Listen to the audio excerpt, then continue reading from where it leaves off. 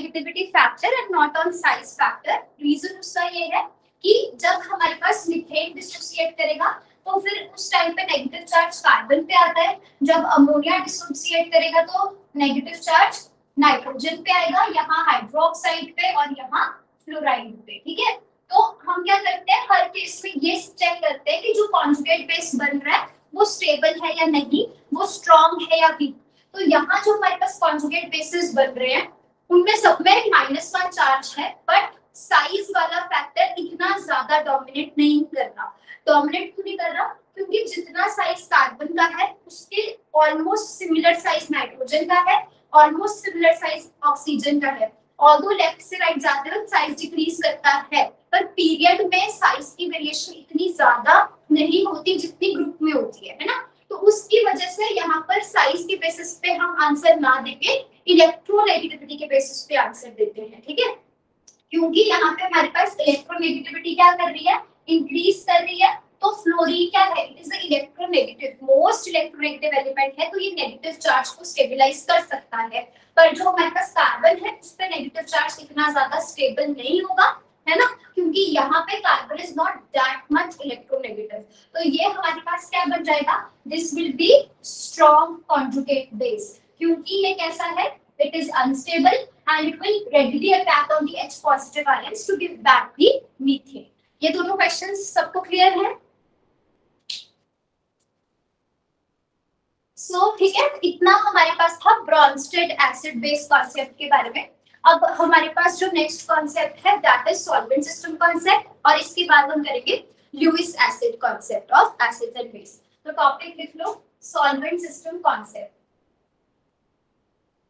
आपने chemical bonding की videos देखी कल?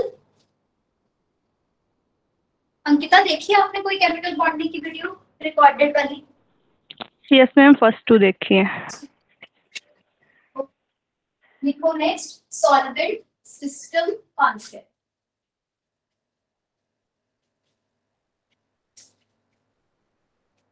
Right down. Solvent system concept मैंने कल स्टार्ट कर दिया था क्या क्लास में? No ma'am. ओके ठीक है, लिखो नेक्स्ट एसिड्स। तो सॉल्वेंट सिस्टम कॉन्सेप्ट के अकॉर्डिंग एसिड्स हमारे पास वो सब्सटेंस है, write down, the species which enhances the species which enhances the concentration of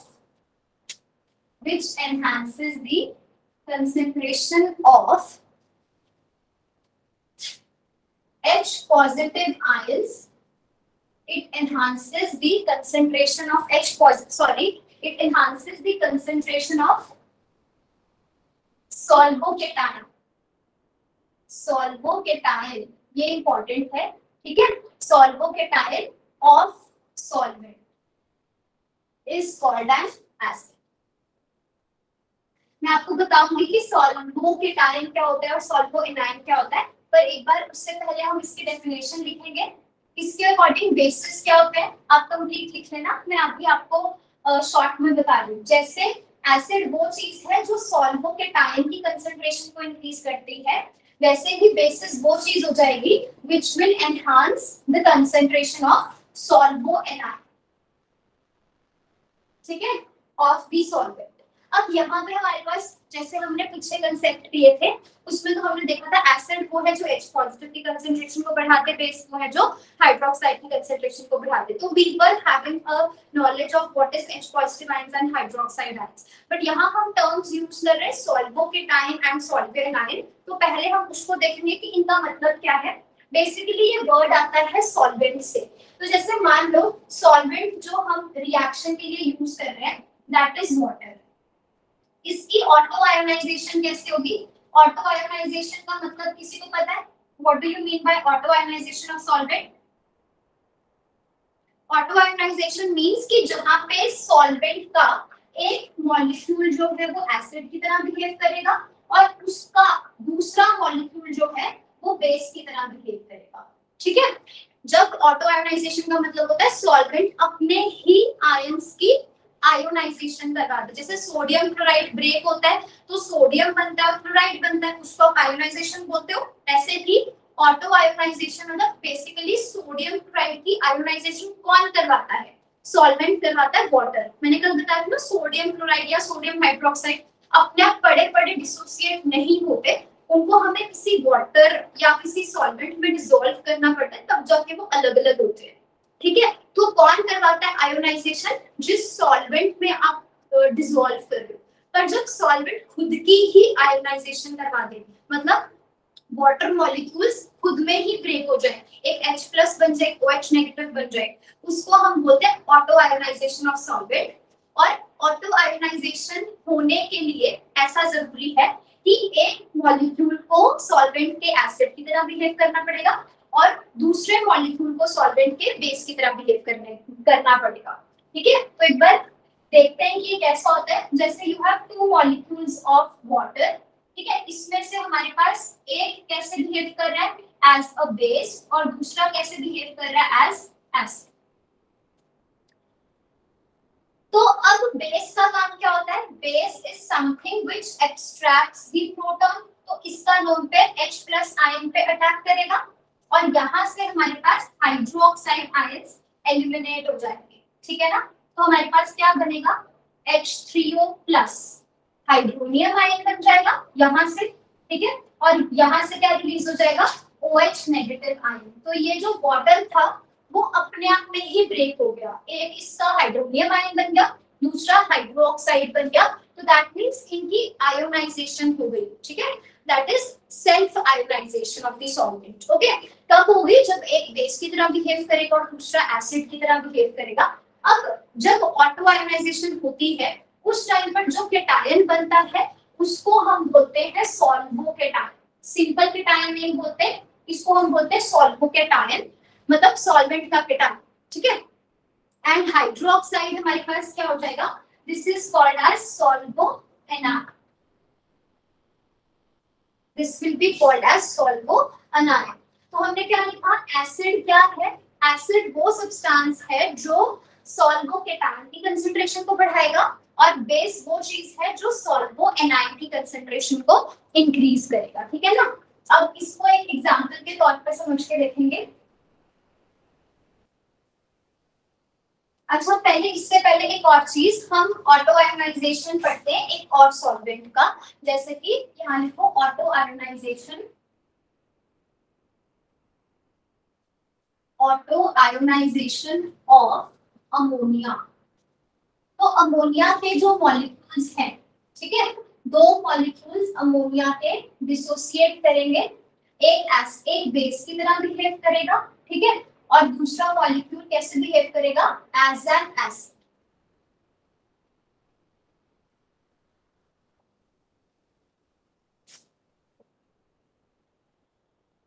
तो बेस का क्या काम होता है? प्रोटॉन की एक्सट्रैक्शन करना। तो यहाँ से अमोनिया एस प्रोटॉन को एक्सट्रैक्ट करेगा और यहाँ से हमारे पास अमाइड्स रिलीज हो जाएंगे। ठीक है, तो you will get ammonium ion, ठीक है, and amide ion, ammonium ions and amide ions. तो एक बेस की तरह बिहेव कर रहे हैं, एसिड की तरह, जहां जो केटायन बनेगा उसको आप बोलोगे solvocation and this will be called as solvoanion. तो इसका मतलब ऑटो आयोनाइजेशन सिर्फ वाटर की नहीं होती। अगर कोई भी और ऐसा सब्सटेंस है जो हमारे पास एज ए सॉल्वेंट, मतलब सॉल्वेंट तो हम ऐसा नहीं कि सॉल्वेंट कुछ एक आधी चीज ही है ना कि वाटर सॉल्वेंट, नहीं, सॉल्वेंट्स बहुत तरह के हो सकते हैं, polar, non polar, acidic, basic solvents. तो solvents are of many kinds. जैसे वाटर एक सॉल्वेंट की तरह बिहेव करता है, वैसे ही अमोनिया की भी प्रॉपर्टीज हैं to behave as a solvent. ठीक है, वैसे as such it is more of basic in nature. तो जब अमोनिया की ऑटो आयोनाइजेशन होगी तो हमें ये रिस्पेक्टिव सॉल्वोकेटाइंस और एनायंस मिलेंगे। ठीक है, अब एग्जांपल के तौर पे हम किनको बोलेंगे? एसिड जो सॉल्वोकेटाइन की कंसंट्रेशन को इंक्रीज करते हैं।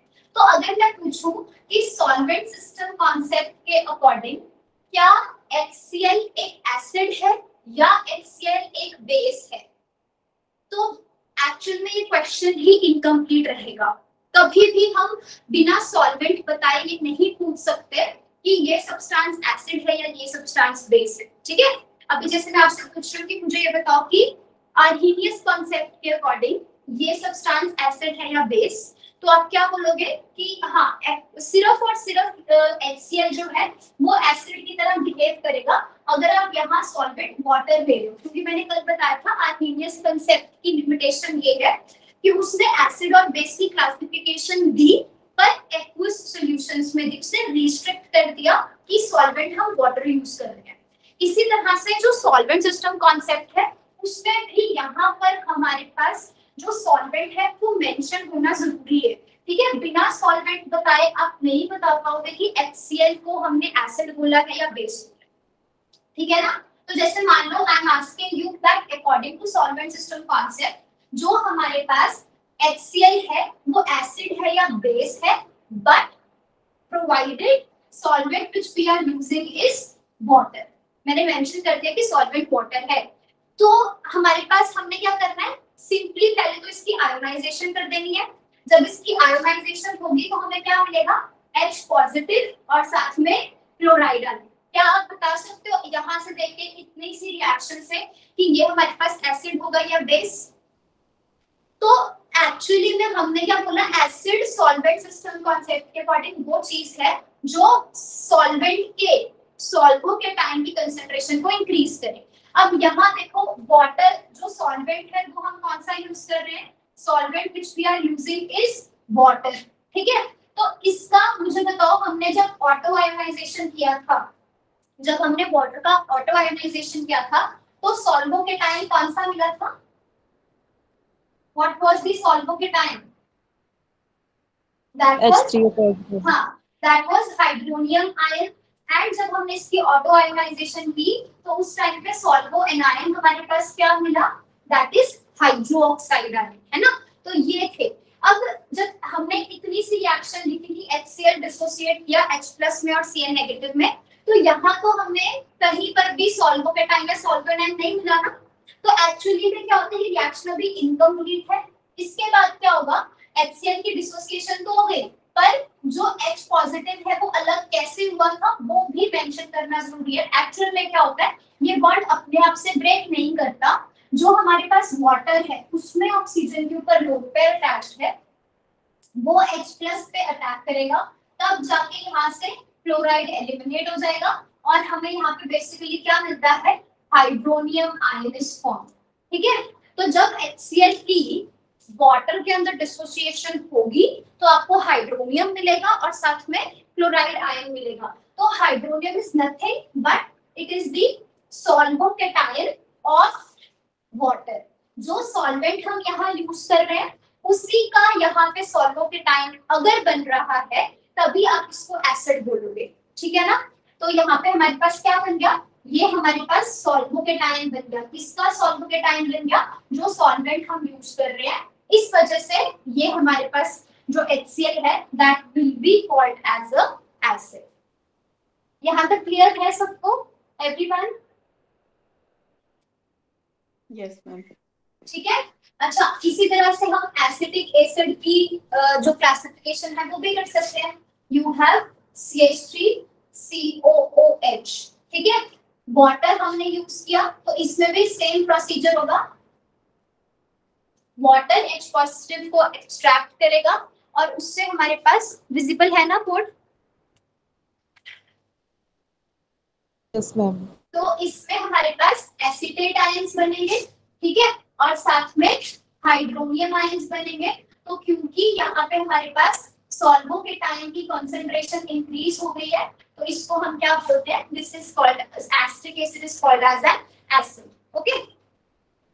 नाउ द क्वेश्चन कम्स कि अगर हम HCl को चेक करना चाहते हैं कि वो एसिड है या बेस, पर हमें सॉल्वेंट कौन सा गिवन है, दैट इज अमोनिया, ठीक है। तो तब HCl एज एसिड बिहेव करेगा या नहीं करेगा वो हमें चेक करना है। तो अमोनिया का चेक करो, हमने सॉल्वोकेटायन क्या लिखा था, जब अमोनिया की ऑटो आयोनाइजेशन होती है तो तब उससे हमें सॉल्वोकेटायन मिलता है अमोनियम आयन और सॉल्वो एनाइन हमें जो मिलता है दैट इज अमाइड आयन, है ना।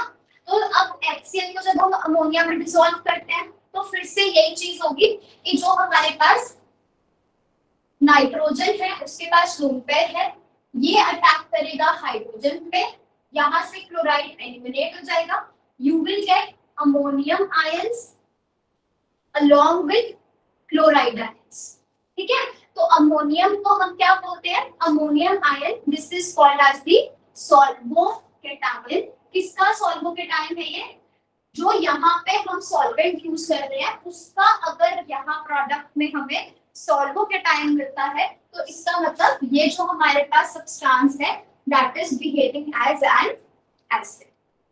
क्लियर हुआ ये सबको। तो HCl in ammonia will also behave as an acid, ठीक है ना। अब सोडियम हाइड्रोक्साइड कैसे बिहेव करता है वो भी चेक कर सकते हैं हम। You have sodium hydroxide and you have dissolved sodium hydroxide in water, ठीक है। तो वाटर हमारे पास सॉल्वेंट है, जब आप सोडियम हाइड्रोक्साइड इसमें डिसॉल्व करते हो तो क्या होगा, यहाँ सोडियम के पास क्या प्रेजेंट है, लोन, ऑक्सीजन के ऊपर लोन पेयर अटैच है ना, ये इसके H पॉजिटिव को अब्स्ट्रैक्ट करेगा, ठीक है, और ये वाला हाइड्रोक्साइड आयन यहाँ से रिलीज हो जाएगा। तो हमें क्या मिलेगा, एक तो सोडियम मिल गया, दूसरा दिस इज सोडियम, ठीक है, यहाँ से हाइड्रोक्साइड आयन रिलीज हो गया, यहाँ से सोडियम मिल गया आयन और यहाँ से हमारे पास ये वाला हाइड्रोक्साइड रिलीज हो गया और ये आपस में कंबाइन करके क्या बना देंगे, वाटर इज फॉर्म। तो जो सॉल्वेंट था उसका हमें यहाँ पे क्या मिल रहा है, सॉल्वो एनायन मिला। तो जो सब्सटेंस वाटर में, मतलब जो सब्सटेंस सॉल्वेंट में डिसॉल्व करने के बाद हमें सॉल्वो एनायन देता है उसको हम क्या बोलते हैं, that is called as a base. Similarly, potassium hydroxide, when this will be dissolved in water, this will be also releasing potassium hydroxide and water, ठीक है। तो ये हमारे पास क्या बना यहाँ, सॉल्वो एनायन, इस वजह से इस सब्सटेंस को हम क्या बोलेंगे, बेस। अब आप मुझे चेक करके बताओ कि जो हमारे पास अमोनियम क्लोराइड है,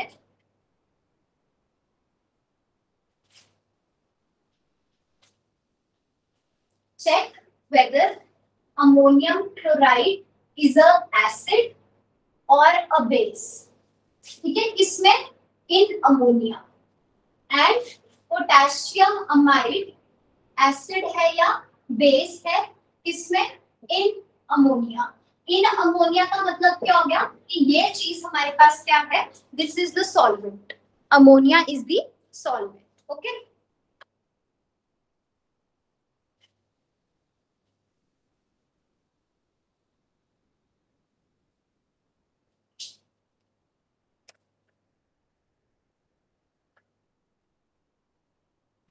Ammonium chloride acid.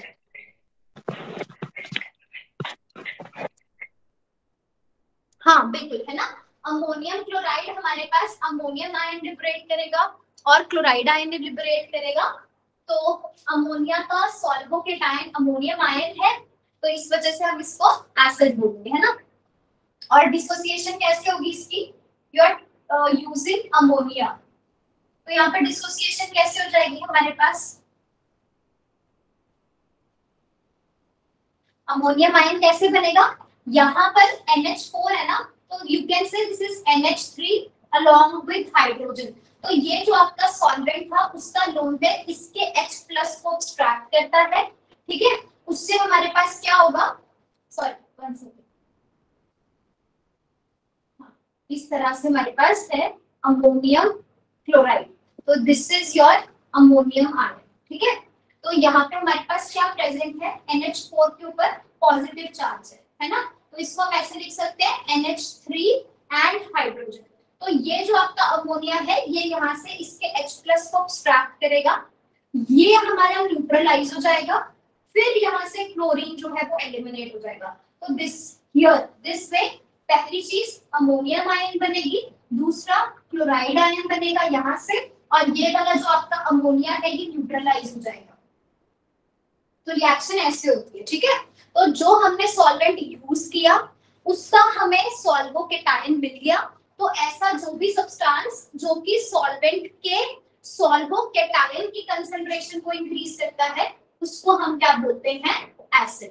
और जो हमारे पास पोटेशियम अमाइड है उसकी रिएक्शन कैसे होगी, यू हैव अमोनिया, इसमें अमाइड क्या करेगा, इसके हाइड्रोजन को एक्सट्रैक्ट, यहाँ से NH2 नेगेटिव एलिमिनेट हो जाएगा, we will get potassium amide and along with this यहाँ से ये चीज हमारे पास क्या बन जाएगी, अमोनिया इज फॉर्म। तो क्योंकि हमारे पास सॉल्वेंट कौन सा, देखिए आयन भी बन रहा है एनायन भी बन रहा है, पर ये सॉल्वोकेटायन है या नहीं, इस पोटेशियम की सॉल्वोकेटायन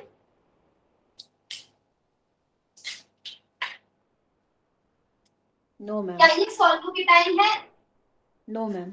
नहीं है ना, सॉल्वोकेटायन अमोनियम होगा, अमोनिया का केटायन क्या होगा, अमोनियम। तो यहाँ अमोनिया का एनायन कौन सा है, अमाइड आयन NH2 नेगेटिव। तो सॉल्वेंट का जो एनायन है उसको हम सॉल्वो एनायन बोलेंगे। अगर हमें सॉल्वेंट का सॉल्वो एनायन मिल रहा है तो ये जो सब्सटेंस हमने यूज किया that is called as a base. Okay,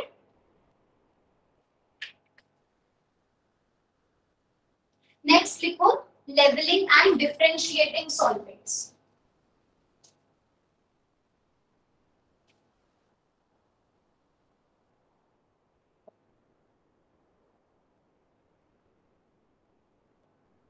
Leveling and differentiating solvents.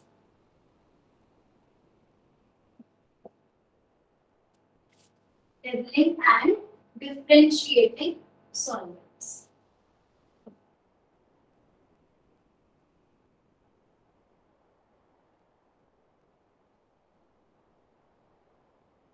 देखो अब हमने ये समझना है कि ये जो टर्म है हमारे पास लेवलिंग सॉल्वेंट्स, इसका मतलब क्या है और कहाँ पे ये कंसेप्ट जो है हमारा वो यूज होगा। तो जैसे मान लो हमने ना 4 एसिड्स की बात की, you have hydrogen chloride HCl है हमारे पास, ठीक है, we have HCl H2SO4, then you have let's suppose HNO3, ठीक है, और एक और एसिड HClO4। तो अगर हम यहाँ पे बात करें सभी के सभी एसिड होते हैं, सब H+ लिबरेट करते हैं। अगर हम बात करें कि हमें इन सबको आपस में कंपेयर करना है कि कौन सा स्ट्रॉन्ग एसिड है और कौन सा वीक एसिड है, तो हम जैसे मान लो आपको 4 सैंपल दिए हैं A, B, C and D, okay, हमें नहीं पता कि A कौन सा सैंपल है, B कौन सा सैंपल है, C कौन सा सैंपल है और D कौन सा है। बस आपको 4 सैंपल दिए हैं, बस उनको आपको टेस्ट करके ये बताना है कि इनमें से कौन सा HCl है, कौन सा H2SO4 है, ठीक है, इस तरह से, या कौन सा ज्यादा एसिडिक है, कौन सा कम एसिडिक है। मतलब आपको सिर्फ ये 4 सैंपल्स है जो कि अननोन है और हमें ये बताना है कौन सा ज्यादा एसिडिक होगा, कौन सा base, experimentally, not theoretically. Theoretically तो जैसे कल मैंने आप क्लास में करवाया, हमने H2SO4 और HNO3 को कंपेयर किया था। थ्योरेटिकली हमने ये बताया कि H2SO4 is more stronger as compare to HNO3, है ना। पर अभी हम थ्योरेटिकली बेसिस पे बात नहीं कर रहे, हम एक्सपेरिमेंटल बेसिस पे बात कर रहे हैं कि अगर हमें 4 अननोन सैंपल एसिड के दे दिए और हमें बताना है कि इसमें से कौन सा स्ट्रॉन्ग एसिड है और कौन सा वीक एसिड है, तो वो हम कैसे चेक करेंगे। तो आपने सिंपली क्या करना है, HCl लिया, उसको आप क्या करोगे, इसको आप किसी ना किसी सॉल्वेंट में डिसॉल्व कर दोगे और फिर चेक करोगे सॉल्वेंट में जैसे ही डिसॉल्व होगे तो ये अपने रिस्पेक्टिव आयंस दे देंगे। तो इसका रिस्पेक्टिव आयन H+ होगा, Cl नेगेटिव होगा। ऐसे ही फिर आप क्या करोगे, H2SO4 को भी डिसॉल्व करोगे और ये भी H+ देगा और साथ में क्या देगा, HSO4 negative. This will also dissociate in the presence of water to give H positive and nitrate. ये dissociate होगा H+ and ClO4 negative। Theoretically तो हम ये चेक कर लेंगे कि भाई इनमें से कौन सा स्टेबल कॉन्जुगेट बेस है, कौन सा वीक है, फिर उसके बेसिस पे आप आंसर दे दोगे। पर हमें नहीं पता अननोन सैंपल में से कहां पे कॉन्जुगेट बेस क्लोराइड बनेगा, कौन सा हाइड्रोजन सल्फेट बनेगा। तो तब हम क्या चेक करेंगे, जैसे पीएच पेपर पे चेक करेंगे, है ना, कि जिसमें हमारे पास रेडिश कलर ज्यादा आएगा बिकॉज जो हमारे पास एसिड्स होते हैं they turn blue litmus red, right. पर अगर मान लो ये है कि जैसे all of them they are strong, हल्का सा HCl हो सकता है इससे स्ट्रांग हो, पर जैसे आप इनको वाटर में डिसॉल्व करते हो तो HCl भी 100% डिसोसिएशन देगा, उसके भी 100, अगर इसके 100 मॉलिक्यूल्स थे तो इसके 100 के 100 मॉलिक्यूल्स में डिसोसिएशन हुई, तो यहाँ पे H+ आयन की कॉन्सेंट्रेशन कितनी हो जाएगी 100%। ऐसे ही H2SO4 भी जब डिसोसिएट करेगा वो भी हमारे पास H+ देगा, 100% ये चीज बनेगी। तो जब इसमें भी कंसंट्रेशन H+ की हमारे पास 100% है और इसमें भी H+ की कंसंट्रेशन 100% है, ठीक है, तो फिर हम नहीं बता सकते ना कि कौन सा स्ट्रॉन्ग है कौन सा वीक है, क्योंकि अगर तो ऐसा हो कि यहाँ पे 100% डिसोसिएशन थी, यहाँ 90%, यहाँ 80%, यहाँ 70, तो हम बोल सकते थे कि यहाँ कंसंट्रेशन H+ की ज्यादा रही थी, तभी इसमें जब आपने पीएच पेपर को डिसॉल्व किया तो रेड कलर ज्यादा है, ठीक है, इंटेंस रेड कलर आया, तो this is more acidic. But ऐसा नहीं होगा, हर केस में आपको क्या मिल रहा है, कंप्लीट डिसोसिएशन होती है और हर केस में आपको 100% कंसंट्रेशन मिल जाती है H+ आयंस की। तो फिर इसका मतलब हम वाटर में डिसॉल्व करके, जब हम इन चारों कंपाउंड्स को वाटर में डिसॉल्व करके चेक करते हैं कि कौन सा ज्यादा एसिडिक है कौन सा कम एसिडिक है, तो we are not able to identify it. Why? Because हर केस में H+ आयंस की कंसंट्रेशन सेम आ रही है, हर केस में ये जो सारे कंपाउंड्स हैं ये कंप्लीटली डिसोसिएट कर रहे हैं वाटर में डिसॉल्व होने पर। तो क्योंकि ये कंप्लीट डिसोसिएशन शो करते हैं वाटर में, you can not make out that whether this is strong in comparison to other or not. अगर मैं यहाँ पे वाटर की जगह कोई बेसिक सॉल्वेंट, अब देखो वाटर की नेचर कैसी है, एम्फोटेरिक होता है, मतलब अगर आप अच्छा खासा स्ट्रांग एसिड वाटर के साथ दोगे तो water will behave as a base. क्या मैंने H2S लिखा, दिस इज वाटर, हर केस में हम वाटर यूज करते हैं ना, अच्छा खासा एसिड लोगे तो ये हमेशा बेस की तरह बिहेव करेगा, it is amphoteric in nature. और अगर मैं यहाँ पे कोई बेस यूज कर लूं, मतलब वाटर की जगह मैं कोई ऐसा सॉल्वेंट यूज कर लूं जो कि कैसा है, it is basic in nature, तो तब क्या होगा हमारे पास, जैसे हमने वाटर की जगह लेट्स सपोज यहाँ पे क्या यूज कर लिया, अमोनिया, तो जैसे हमने यहाँ मान लो वाटर की जगह अमोनिया यूज किया तो हमें पता है अमोनिया की बेसिक जो नेचर है वो बेसिक है और ये सारे एसिड है, तो फिर क्या होगा, हर केस में अमोनिया बेस की तरह बिहेव करेगा, H+ को एक्सट्रैक्ट कर लेगा, अमोनियम आयन बन जाएगा और कॉन्जुगेट बेस, यहाँ पे भी ammonium ion and conjugate base will be form, ठीक है। तो फिर इसमें भी 100%, मतलब अगर आप अमोनिया ले रहे हो और HCl ले रहे हो, कोई कंपटीशन ही नहीं है, ऐसा कभी हो ही नहीं सकता कि अमोनिया एसिड की तरह बिहेव कर रहे और HCl बेस की तरह बिहेव कर रहे। हर मॉलिक्यूल, जब भी आप कोई मॉलिक्यूल्स लोगे, अगर आप 100 मॉलिक्यूल्स ले रहे हो तो हर बार यही चांस होगा कि इसने बेस की तरह बिहेव करना है, इसने इसके हाइड्रोजन को एक्सट्रैक्ट करना है और अमोनियम आयन बन जाना है।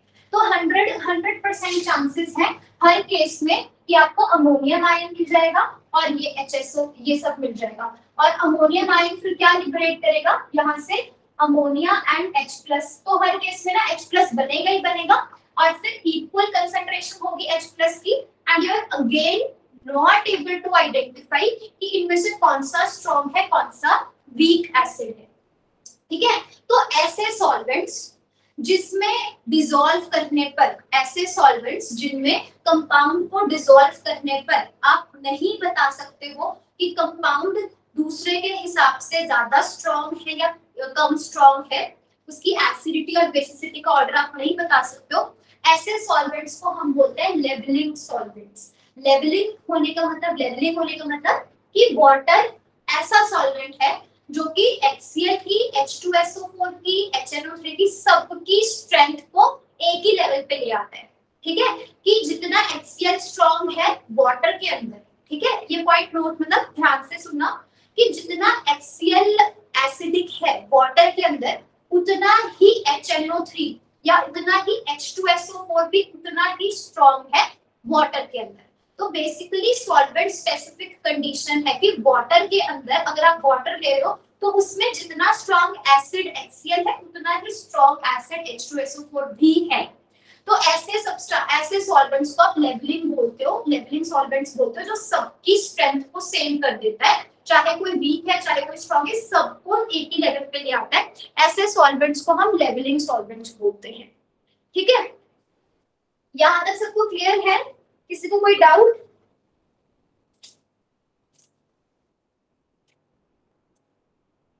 करना क्लियर हो गया कॉन्सेप्ट आपको? Yes ma'am.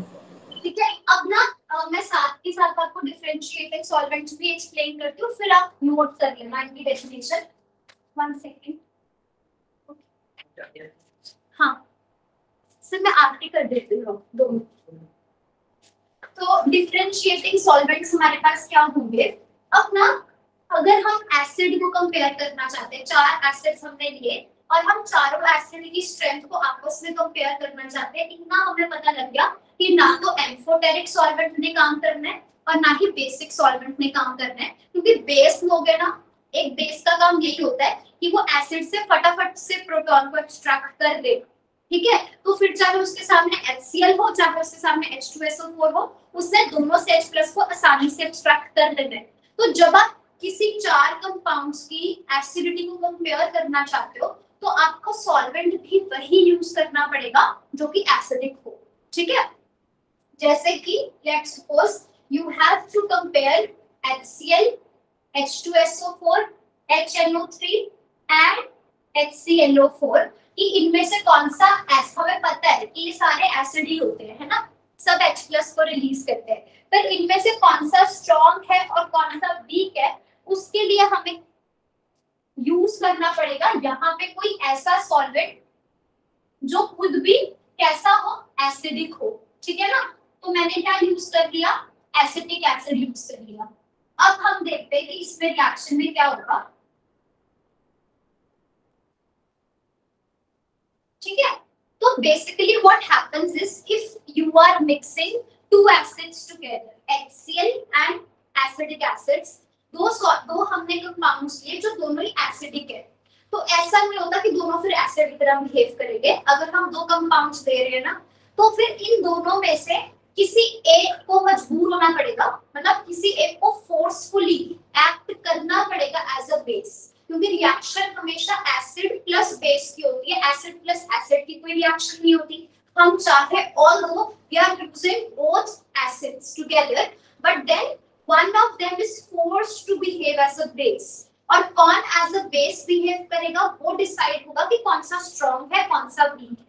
ठीक है, हमें पता है कि बेसिकली देखो ये चीज ध्यान रखते हैं, हम कंपेयर किसको कर रहे हैं, हम इन चारों को कंपेयर कर रहे हैं कि इनमें से कौन सा स्ट्रॉन्ग है कौन सा वीक है। तो इन सबको कंपेयर करने के लिए हमने ये ले लिया एसिटिक एसिड ले लिया एज अ सॉल्वेंट, और हमें पता है कि इन चारों में से ना सबसे ज्यादा वीक तो यही है। ठीक है, तो एसिडिक एसिड क्योंकि वीक एसिड है ना, तो HCl के सामने it will be forced to behave as a base. ठीक है, तो ये HCl को एसिड बिहेव करने देगा क्योंकि ये उससे वीक है, और खुद कैसे बन जाएगा, खुद it will behave as a base. ठीक है, तो और इसलिए हम इसको क्या लिखेंगे, it is a base in front of HCl, it is also a base in front of H2SO4, also a base in front of HNO3। ठीक है, पर आप ये सोचो कि मान लो हमारे पास इस तरह से सिनेरियो है कि HCl और एसिटिक एसिड को अगर हम कंपेयर करते हैं तो HCl is very strong as compared to acetic acid. It is very very strong as compared to acetic acid. तो अगर आप 100 molecules दोगे, 100 molecules of HCl are dissolved in acetic acid. तो क्या होगा कि इतना ज्यादा स्ट्रॉन्ग है कि इसका हर मॉलिक्यूल एसिटिक एसिड के सामने एसिड की तरह ही बिहेव करेगा। इसको क्या करना पड़ेगा, इसके ऑक्सीजन को यहाँ से H+ को एक्सट्रैक्ट करेगा, यहाँ से क्लोराइड आयन एलिमिनेट हो जाएगा। तो H+ कौन दे रहा है, HCl दे रहा है, तो हम बोलेंगे कि ये एसिड है। ठीक है, और यहाँ हमारे पास क्या बन जाएगा, CH3COOH 2 positive plus chloride ion. ठीक है, तो ये क्या हो गया, सॉल्वोकेटायन ऑफ एसिटिक एसिड। ठीक है, और इसके अगर आपने 100 मॉलिक्यूल्स लिए हैं तो 100 मॉलिक्यूल्स में यही चीज होगी कि इसको ना बेस की तरह बिहेव करना ही पड़ेगा एनी हाउ। बट जब हमने H2SO4 को एसिटिक एसिड के साथ लिया तो ऑल्दो H2SO4 क्या है, स्ट्रॉन्ग है, पर इतना स्ट्रॉन्ग नहीं है जितना कि हमारे पास HCl और एसिटिक एसिड था।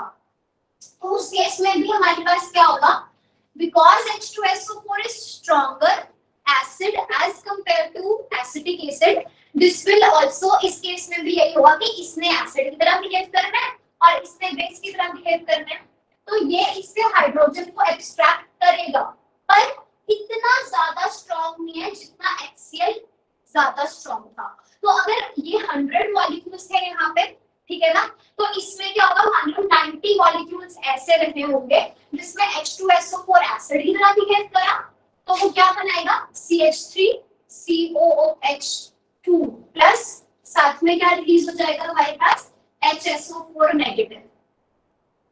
ठीक है, यहाँ पे हमारे पास 90 मॉलिक्यूल्स ऐसे बनेंगे, यहाँ पे हमारे पास 90 मॉलिक्यूल्स ऐसे बनेंगे, और फिर HNO3 H2SO4 के कंपैरिजन में, मतलब इन दोनों को अगर कंपेयर करो तो तब भी यही स्ट्रॉन्ग है, HNO3 is more strong than acetic acid but not that much strong. ठीक है, तो हम इन दोनों को कंपेयर करके चलेंगे, HNO3 स्ट्रॉन्ग है पर थोड़ा बहुत ही स्ट्रॉन्ग है, फिर उससे क्या होगा, यहाँ पे हमारे पास सिर्फ ऐसे लगा लो कि 80 मॉलिक्यूल्स ऐसे रह गए कि जिसमें हमारे पास ये एज अ एसिड बिहेव करेगा, तो यहाँ पे 80 मॉलिक्यूल्स इसके बनेंगे और साथ में हमारे पास HNO3 आयन बनेगा, और फिर इसमें सबसे ज्यादा वीक यही है HClO4 नेगेटिव, तो here you will gate CH3COH2 plus साथ में परक्लोरेट आयन, और इसके सिर्फ 70 मॉलिक्यूल्स बने। तो फिर हम यहाँ पे देखेंगे कि यहाँ H प्लस आयन की कंसंट्रेशन सबसे ज्यादा है, यहाँ H प्लस आयन की कंसंट्रेशन सबसे कम है, तो HCl इन चारों में से सबसे ज्यादा स्ट्रॉन्ग है। और ये हम चीज वाटर में क्यों नहीं कर पाए थे, बिकॉज वाटर एम्फोटेरिक है, वाटर को तो कोई प्रॉब्लम है ही नहीं है बेस की तरह बिहेव करने के लिए, वो इसमें भी बड़ी आसानी से बेस को बिहेव करेगा, इसमें भी बड़ी आसानी से बेस बिहेव करेगा, इनमें भी। और अमोनिया की नेचर तो वैसी बेसिक थी, वो तो अच्छा बेस है ना, तो वो सबको एसिड की तरह बिहेव करने देगा, और सारे के सारे मॉलिक्यूल्स को, मतलब HClO4 के अगर 100 मॉलिक्यूल्स है तो वो 100 के 100 मॉलिक्यूल्स को एज अ एसिड बिहेव करने देगा, बिकॉज़ वो खुद बेस ही है ना। पर जब आप एसिड के सामने एसिड ले लोगे तो जो वीक एसिड होगा, है ना, वो बेस की तरह बिहेव तो करेगा, है ना, बट इट्स लाइक कि प्रॉब्लम तो होगी ना, उसकी खुद की नेचर भी एसिडिक है, तो उसको फिर देखना पड़ेगा कि कितना उसका जोर चल सकता है। HCl इतना ज्यादा स्ट्रॉन्ग था कि उसके पास कोई ऑप्शन नहीं है, 100 के 100 मॉलिक्यूल्स को उसने एज एसिड बिहेव करने दिया, बट जब हम यहाँ कंपेयर करते हो, ये भी एसिड है, ये भी एसिडिक है, ठीक है, और ये इतना ज्यादा स्ट्रॉन्ग नहीं है इसके हिसाब से, ठीक है, तो फिर उस यहाँ पे क्या होगा कि ये 7 एसिटिक एसिड 70 मॉलिक्यूल्स को तो बिहेव करने देगा एज एसिड, बट 30 मॉलिक्यूल्स में एसिडिक एसिड बिहेव नहीं करने देगा उसको, ठीक है, बिकॉज इसके साथ अगर आप इसको कंपेयर करो तो this is not that much weak, तो इसको भी बेस की तरह बिहेव करना है, पर यहाँ पर इसके पास कोई ऑप्शन नहीं था, तो फिर इस हिसाब से आप इसको कंपेयर कर सकते हो, ठीक है। और ऐसे सॉल्वेंट्स ये वाले जिनके अंदर कंपाउंड को डिसॉल्व करके आप एसिडिटी और बेसिसिटी का ऑर्डर आइडेंटिफाई कर सकते हो, उनको हम डिफरेंशिएटिंग सॉल्वेंट्स बोलते हैं, ठीक है। अब डिफरेंशिएटिंग सॉल्वेंट हमें कैसे पता लगेगा कि हमें कौन सा यूज करना है, तो डिफरेंशिएटिंग सॉल्वेंट वही हो सकता है जो ये वाले कंपाउंड के साथ एक कंपटीशन क्रिएट करके रखे, बिकॉज अमोनिया और वाटर की नेचर ऐसी है कि उन्हें कोई प्रॉब्लम नहीं है, वो सबको एसिड की तरह बिहेव करने देंगे। अगर आप एसिड के सामने यहाँ एसिड ही यूज करोगे तभी एक कंपटीशन क्रिएट होगा इन दोनों के बीच में, और फिर देखते हैं कि किसमें कितनी पावर है कि वो एसिड की तरह बिहेव कर सकता है ना, कि इसमें कितनी पावर है। अब एसिड के सामने दूसरा जो आप चीज यूज कर रहे हो वो भी एसिड है, तो अब इसकी कितनी पावर है कि ये एज एसिड बिहेव करेगी, ठीक है ना। तो एसिड को डिफरेंशिएट करने के लिए उसको हमें एसिडिक सॉल्वेंट ही यूज करना है, और ऐसे ही बेसिक, जैसे अगर आपको बेसिसिटी कंपेयर करनी है इन्हीं 2-3 कंपाउंड्स की, तो उसके लिए आपको सॉल्वेंट कौन सा यूज करना पड़ेगा, वो भी बेसिक ही होना चाहिए, तभी आप डिफरेंशिएट कर पाओगे। ये कॉन्सेप्ट सबको क्लियर है everyone? Is it clear or you have any doubts?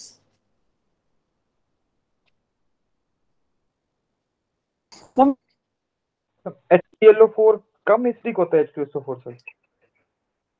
हाँ जी, HClO4 कम एसिडिक होता है H2SO4 से? एक सेकेंड, मैं ना स्ट्रॉन्ग है ये मैंने गलती से नीचे लिख दिया सबसे ज्यादा. This is most strong.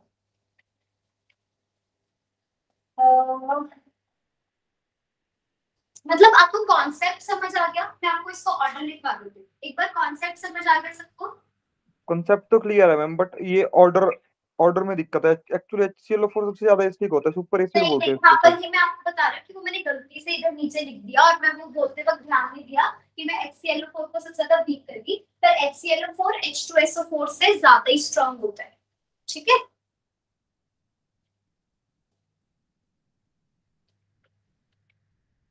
करना आपको क्लियर है?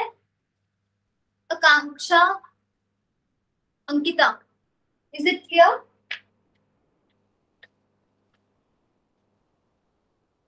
अगर कोई डाउट है तो फिर आप मेरे से पूछ सकते हो. बाकी एसिडिटी का ऑर्डर हम चेक हमेशा एसिडिक सॉल्वेंट में ही कर सकते हैं. ठीक है,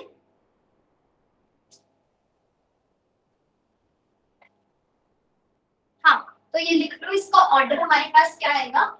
HClO4 is almost as strong as HCl. जब हम कंपेयर करते हैं इनको एसिडिक सॉल्वेंट में, और ये स्ट्रॉन्ग होगा as compare to H2SO4 which is more stronger as compared to HNO3.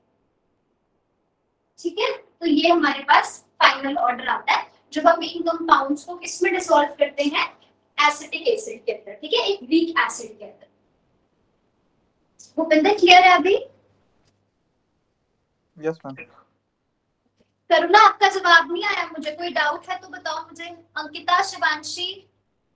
Ma'am clear है मैम, नेटवर्क प्रॉब्लम आ रही है मेरे, पता नहीं. क्लियर है मैम. Okay okay.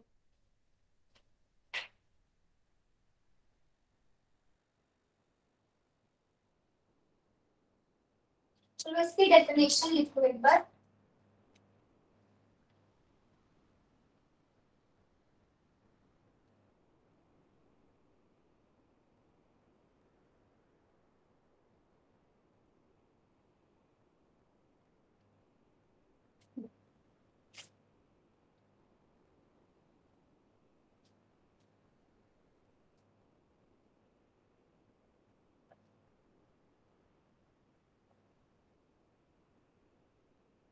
मैं ना एक सेकंड में आती हूँ. नीचे अकाडमी को लॉक लगाना है. ठीक है, अंदर से. तो मैं एक सेकंड.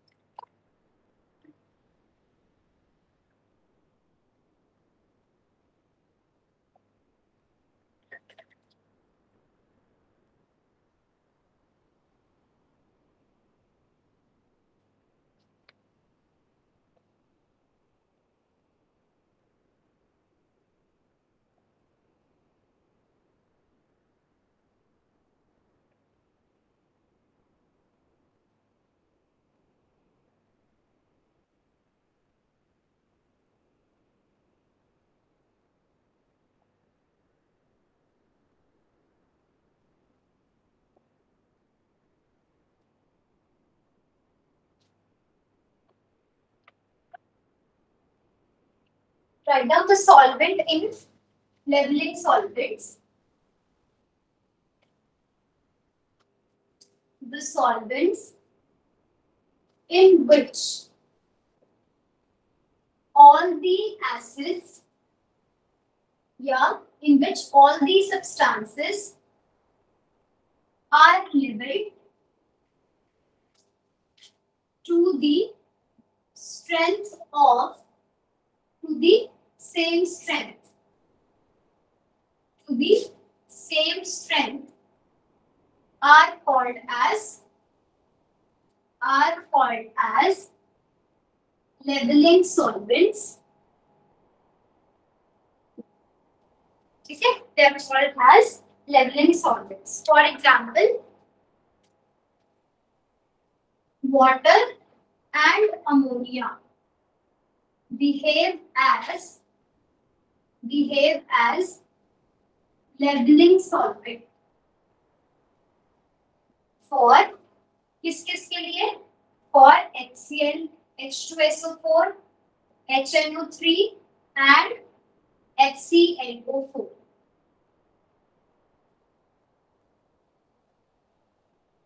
ठीक है,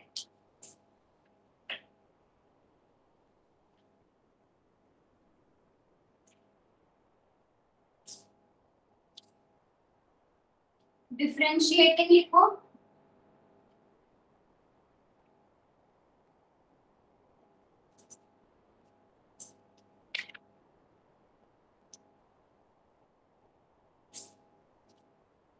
The solvents which are capable of distinguishing the acidity या basicity of the compounds are called as differentiating solvents. ठीक है, और इसका एग्जाम्पल हमारे पास क्या हो जाएगा? Acetic acid can be used to compare the acidic strength,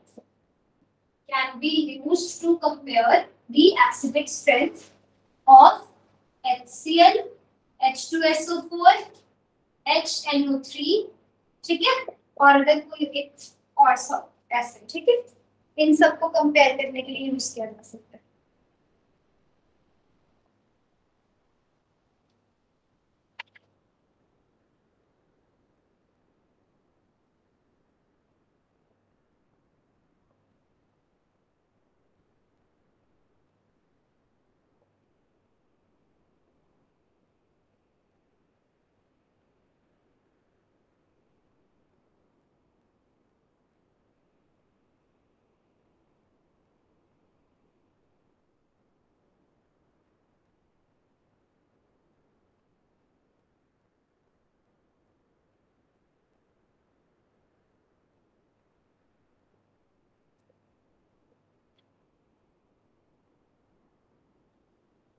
चलो नेक्स्ट देखो.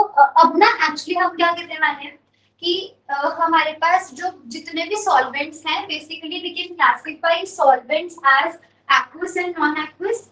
एक्वस सॉल्वेंट्स हमारे पास वो सिस्टम होगा, मतलब एक्वस मींस वाटर, तो वाटर के अलावा जितने भी इनऑर्गेनिक सॉल्वेंट्स हम यूज करते हैं, ठीक है, वो हमने पढ़ने हैं. कि जैसे अमोनिया के अंदर बेसिकली हम अमोनिया को डिटेल में पढ़ेंगे कि जब अमोनिया को हम एज अ सॉल्वेंट यूज करते हैं तो उनमें कौन से ऐसे सब्सटेंस हैं जो एसिडिक बिहेव करते हैं, कौन से सब्सटेंस ऐसे हैं जो बेसिक बिहेव करते हैं, और जैसे न्यूट्रलाइजेशन रिएक्शन किस तरह की होती है अमोनिया के अंदर. ऐसे ही फिर हमारे पास कुछ और सिस्टम है, जैसे हाइड्रोजन फ्लोराइड को हम यूज करते हैं, इन सबको H2SO4 को, इनको भी हम एज सॉल्वेंट्स यूज करते हैं. Basically all of these are inorganic solvents. Organic solvent भी होते हैं, जैसे आपको पता होगा chloroform, that is a organic compound. तो chloroform as a solvent is organic. हम कंसंट्रेट सिर्फ इनऑर्गेनिक कुछ इनऑर्गेनिक सॉल्वेंट्स पे करेंगे कि उनकी ऑटो आयोनाइजेशन कैसी होती है, नंबर 1. नंबर 2, किस तरह के कंपाउंड्स उनमें एसिड की तरह बिहेव करेंगे, कौन बेस की तरह बिहेव करेंगे, और उसके अंदर न्यूट्रलाइजेशन रिएक्शंस कैसी होती हैं, ठीक है। तो अच्छा ये चीज बताओ कि अगर हमें बेसिक स्ट्रेंथ को कंपेयर करना है किन्हीं भी 4 कंपाउंड्स की, तो उनके लिए आप डिफरेंशिएटिंग सॉल्वेंट कौन सा यूज करोगे, बेसिक या एसिडिक?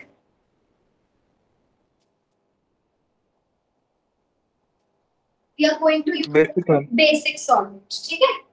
चलो नेक्स्ट लिखो लिक्विड अमोनिया, या ऐसे हेडिंग डालो non aqueous solvents, non aqueous solvents.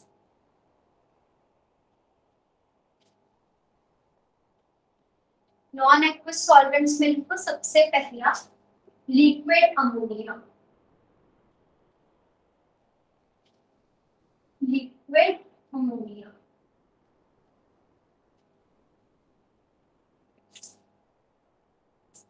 Write down auto ionization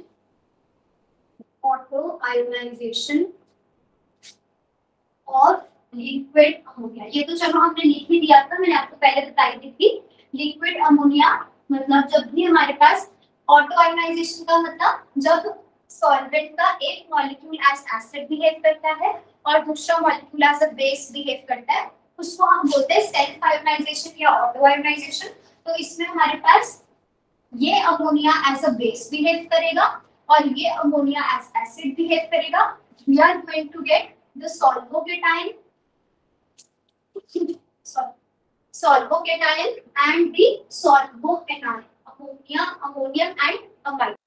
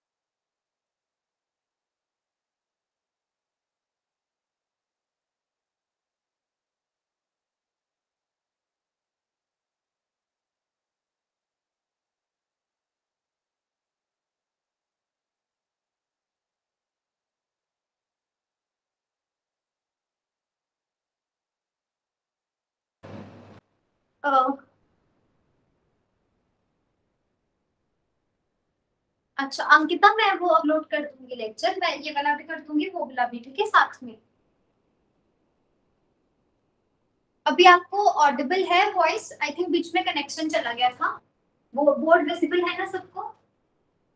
yes ma'am. Okay, तो नाउ अब नेक्स्ट लिखो प्रॉपर्टीज ऑफ लिक्विड अमोनिया।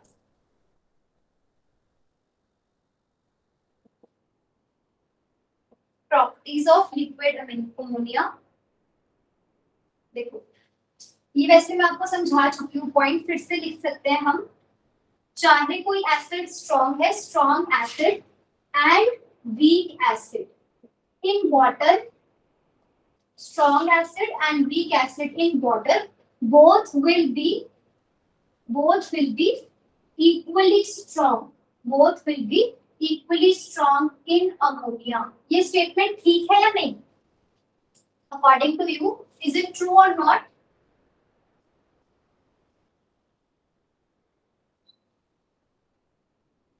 देखो हमारे पास true right है ना, because water is amphoteric in nature। इसकी प्रॉपर्टी ऐसे है कि एसिड की तरह भी बिहेव करता है कभी कभी, है ना। तो अगर इसके साथ आप कोई स्ट्रॉन्ग और वीक एसिड ले रहे हो तो ये फिर भी डिफरेंशिएट कर पाएगा, पर अमोनिया तो हमारे पास कैसा है, ammonia is a strong base, right. 1 second, ammonia is a very strong base, right. तो फिर अमोनिया के सामने तो चाहे हमारे पास कोई एसिड स्ट्रॉन्ग हो, चाहे कोई हमारे पास वीक एसिड हो, दोनों ने सेम ही तरह बिहेव करना है ना।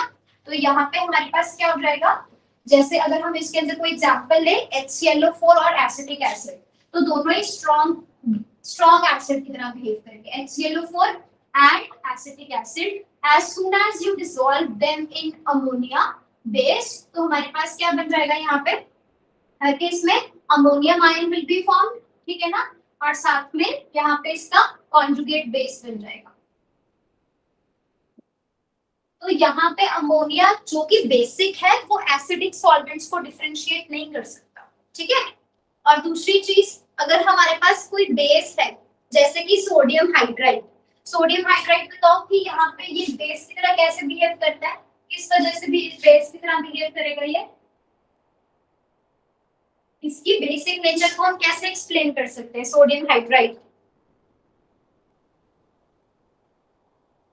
सी, sodium hydride is a very strong base. It is even more strong as compared to sodium hydroxide.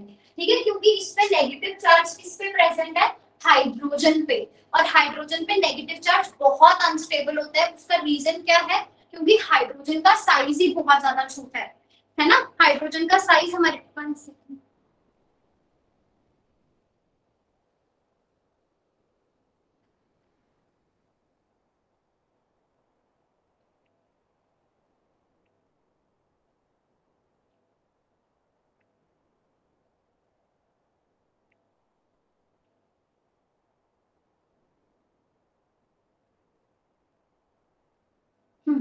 तो हमारे पास यहाँ पे हाइड्रोजन प्रेजेंट है which is a very very small in size, और उसके ऊपर नेगेटिव चार्ज काफी ज्यादा इंटेंसिफाई हो रहा है, तो वो अनस्टेबल होगा। readily it will try to lose its negative charge, readily it will try to extract the proton and neutralize itself। Hydroxide में क्या होता है, सोडियम हाइड्रोक्साइड पे नेगेटिव चार्ज आपका ऑक्सीजन के ऊपर प्रेजेंट होता है, which is in fact somewhat larger as compared to hydrogen ना। तो नेगेटिव चार्ज ऑक्सीजन पे फिर स्टेबलाइज हो सकता है, फिर हाइड्रोजन बहुत छोटा है साइज में, तो उस पे नेगेटिव चार्ज इंटेंसिफाई होने की वजह से ये हाइड्राइड जो है फटाफट से हाइड्रोजन को एक्सट्रैक्ट करेगा। तो वाटर के अंदर हाइड्राइड कैसे बिहेव करता है, as a base it extracts the proton, sodium ion, hydroxide ion, and along with this hydrogen is formed. अब हम ये देखना चाहते हैं कि sodium hydride as compare to ammonia, मतलब ये हमें पता है कि वाटर के अंदर हम नॉन एक्वस सॉल्वेंट्स पढ़ रहे हैं ना, तो वाटर के अंदर सोडियम हाइड्राइड कैसे बिहेव करता है, एज अ बेस, है ना।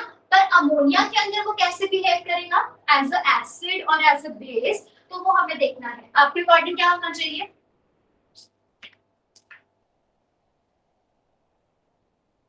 बेस ही बिहेव करेगा मैम यहाँ भी। हाँ, यहाँ पे भी, तो उसमें आपको कंपेयर करना पड़ेगा कि इन दोनों में से कौन सा स्ट्रॉन्ग है और कौन सा वीक है। तो आपने क्यों बोला कि हाइड्राइड बेस की तरह बिहेव करेगा, किस वजह से सोडियम हाइड्राइड स्ट्रॉन्ग बेस होगा, again that is because of charge factor. देखो अमोनिया एक न्यूट्रल मॉलिक्यूल है, ठीक है, पर इसमें सोडियम आयन और हाइड्राइड आयन प्रेजेंट होते हैं। पहली चीज तो ये, जब भी नेगेटिव चार्ज है, नेगेटिव चार्ज का मतलब भी लोन पेयर होता है, और अगर न्यूट्रल में कहीं पे लोन पेयर प्रेजेंट है, both of them they are lone pairs only, है ना। पर नेगेटिव मींस चार्ज आ गया यहाँ पे, ये न्यूट्रल विद लोन पेयर है और ये हमारे पास charge species with lone pair है। तो नेगेटिव चार्ज और न्यूट्रल को अगर हम कंपेयर करें तो हमेशा चार्ज वाला जो एटम होगा वही एज अ स्ट्रॉन्ग बेस की तरह बिहेव करता है, ठीक है ना। जैसे अगर आपके पास वाटर है और आपके पास अमोनिया है, आपके अकॉर्डिंग इन दोनों में से स्ट्रॉन्ग बेस कौन सा होना चाहिए, which should be a strong base, ammonia. Ammonia is a strong base, क्योंकि चाहे दोनों न्यूट्रल है, चार्ज फैक्टर तो यहाँ पे ऑपरेट नहीं कर रहा ना, पर जो हमारे पास अमोनिया है उसमें जो आपका एटम है that is nitrogen. Nitrogen as compare to oxygen कैसा है, इट इज लेस इलेक्ट्रोनेगेटिव, है ना। तो ये इसके लिए आसान है अपना इलेक्ट्रॉन देना, पर ऑक्सीजन क्योंकि ज्यादा इलेक्ट्रोनेगेटिव है इसके लिए आसान नहीं अपना लोन पेयर देना, है ना। तो ये H+ पे अटैक करना पसंद नहीं करेगा, this will attack on H+ and this is a strong base।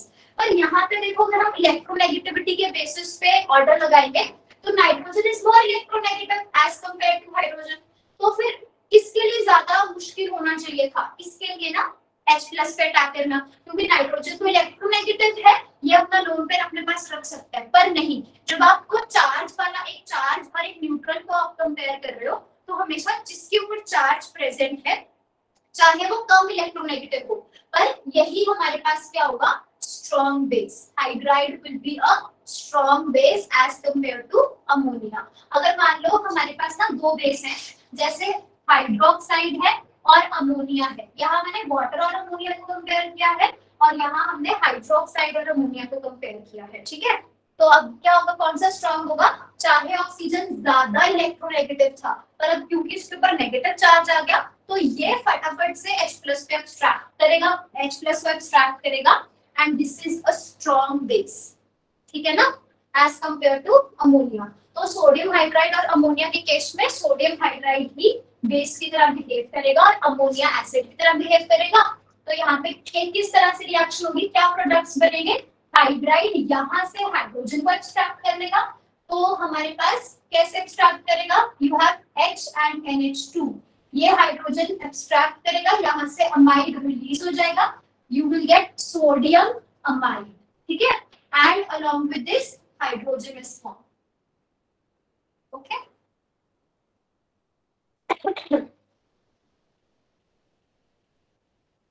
Next लिखो ammonium chloride and potassium amide.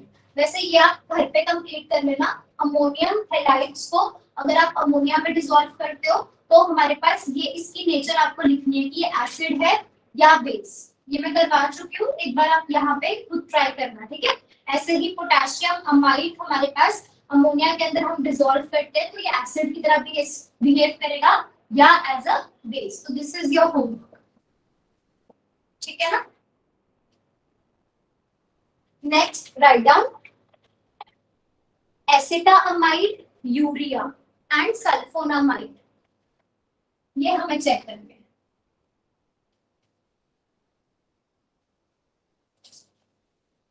Acetamide हमारे पास क्या होता है? CH3CONH2, acetamide, this is urea,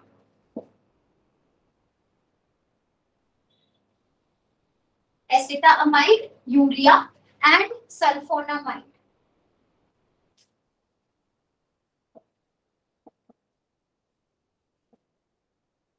इसको एसिटामाइड है ना, NH2R, NH2 is amide, this is acetamide, this is urea and this is called as sulfonamide, ठीक है। इनको अगर हम अमोनिया के अंदर डिसॉल्व करते हैं तो कैसे बिहेव करने चाहिए? ये चेक करो, आपके अकॉर्डिंग एसिड या बेस?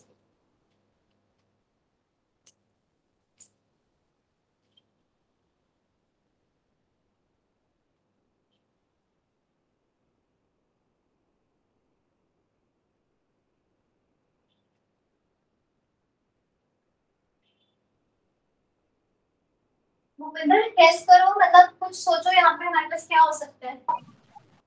फर्स्ट वन मैम, ये तो एसिड एक्ट करेगा, अमोनिया यहाँ पे बेस एक्ट करेगा। सब केस में ऐसे ही होगा, ठीक है ना। उसका रीजन कॉन्जुगेशन है हमारे पास। जैसे ammonia as a base behave करेगा, यहाँ NH2 है, यहाँ हाइड्रोजन है ना, ये इसके हाइड्रोजन को एक्सट्रैक्ट करेगा, तो यहाँ नेगेटिव चार्ज आएगा। नेगेटिव अब मतलब हमारे पास एक तो अमोनियम आयन बनेगा, दूसरा यहाँ पे हमारे पास CH3CONH2 नहीं, NH नेगेटिव। तो अभी जो नेगेटिव चार्ज है ना, ये कॉन्जुगेशन में जा रहा है, और कॉन्जुगेशन से सिस्टम में स्टेबिलिटी आती है, तो हम बोलेंगे ये हमारे पास क्या बन गया? Stable conjugate base. और जो कॉन्जुगेट बेस स्टेबल होता है, that is a weak conjugate base. Weak conjugate base is not going to attack on this H positive ion, है ना। तो इस वजह से ये रिएक्शन बैकवर्ड डायरेक्शन में प्रोसीड नहीं करेगी, एंड विल से कि ये रिएक्शन जो है, इन सब में हमारे पास स्टेबल कॉन्जुगेट बनने की वजह से ये सारी चीजें एज एसिड बिहेव करेंगी, ठीक है ना।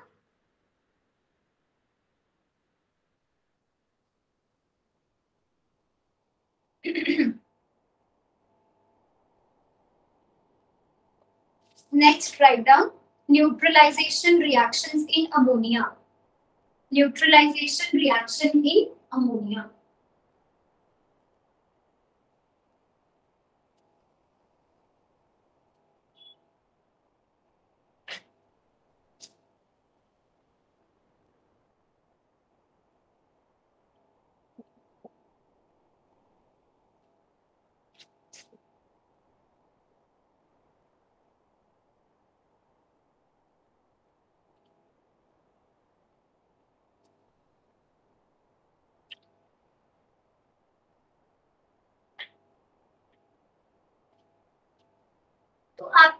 एक बार खुद ट्राई करो, ठीक है।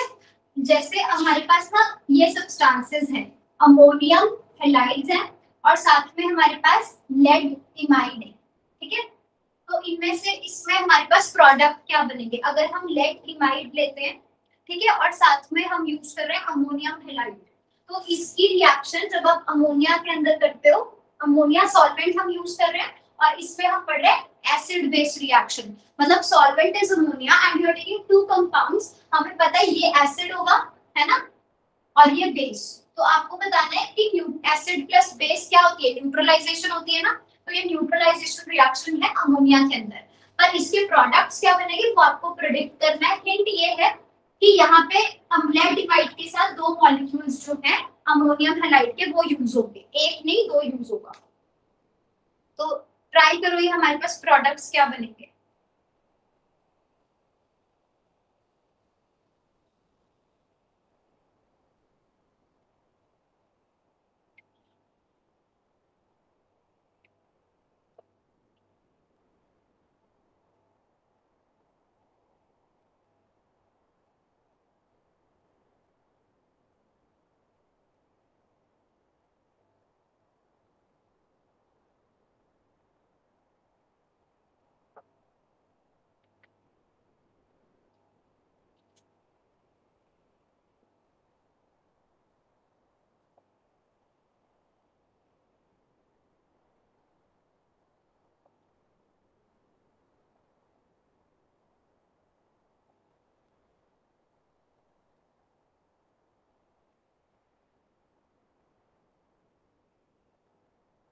भूपेंद्र और सॉल्व करना। PbX2 and 3 ammonia molecules, ma'am. Yes, PbX2 and 3 ammonium ions. तो कैसे बनेंगे वो? हमारे पास लेड के ऊपर चार्ज 2+ होगा और यहाँ इमाइड के ऊपर चार्ज 2- होगा, है ना। अब यहाँ पे 2+ चार्ज जो है हमारे पास, that is what that is going to abstract, नहीं यहाँ पे हमारे पास सॉरी इमाइड जो है इसके ऊपर नेगेटिव चार्ज है, तो यहाँ प्लस और एक्स नेगेटिव, मतलब हमारे पास basically you have 2 ammonium ions this way, है ना। ये जो 2- चार्ज है, एक माइनस चार्ज यहाँ से H+ को एब्स्ट्रैक्ट करेगा और जो दूसरा माइनस है वो यहाँ से H+ को एब्स्ट्रैक्ट करेगा। यहाँ पे दो अमोनिया के मॉलिक्यूल्स बन जाएंगे 1 एंड 2, ठीक है। और ये क्या बन जाएगा?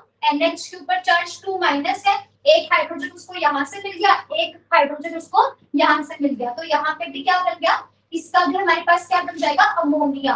तो 1, 2 एंड 3 अमोनिया मॉलिक्यूल्स बन गए और फिर ये वाली चीज जो है हमारे पास क्या बन जाएगा? इसका सॉल्ट, ठीक है। लेड हैलाइड का सॉल्ट बन गया, 3 अमोनिया मॉलिक्यूल्स मिल गए और न्यूट्रलाइजेशन रिएक्शन ऐसी ही होती है, मतलब जिसमें हमारे पास एसिड और बेस आपस में कंबाइन करके क्या बनाएंगे? We are going to form a salt plus salt, ठीक है। Acid plus base is going to form salt and solvent.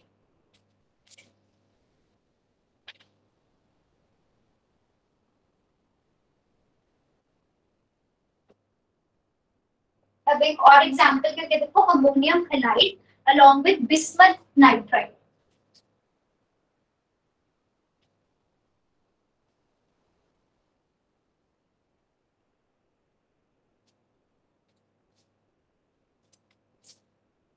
Ammonium halide along with this bismuth nitride। और अब आप चूज करोगे अपने आप से कि यहाँ पे आपको कितने मॉलिक्यूल्स यूज करने चाहिए and what are the products form.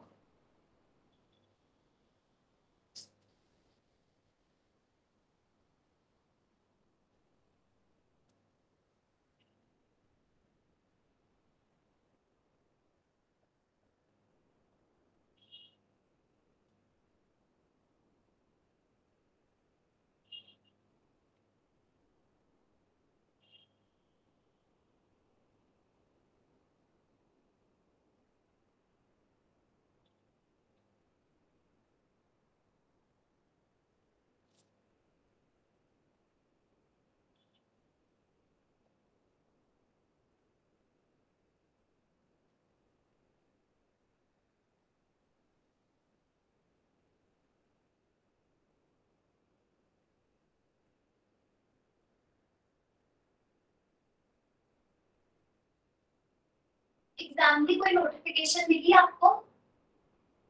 कब तक कह रहे हैं? भूपिंदर आपने चेक किया था?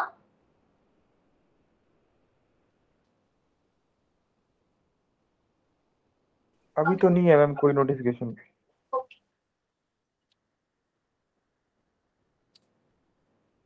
So what are the product formed here? देखो यहाँ पे हमें कैसे पता लगेगा कि कितने मॉलिक्यूल यूज कर रहे हैं? हमें हिंट ये है कि हमने ये सीख लिया कि एसिड और बेस को जब हम मिक्स करते हैं तो हमारे पास दो चीजें मिलती है, एक तो सॉल्वेंट और दूसरा उसका सॉल्ट।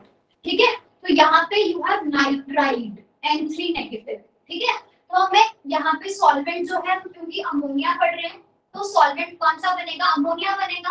अमोनिया आप कैसे बना सकते हो? NH3 बनेगा ना अमोनिया, जैसे पिछली रिएक्शन में इमाइड था, NH पे चार्ज 2- था ना, तो उसका अमोनिया बना। वैसे यहाँ पे N3- का भी आपको अमोनिया बनाना है, और वो कब बनेगा? जब यहाँ पे इसके पास 3 हाइड्रोजन आएंगे। तो दैट मींस यहाँ हमें कितने अमोनियम हैलाइड के मॉलिक्यूल यूज करने पड़ेंगे?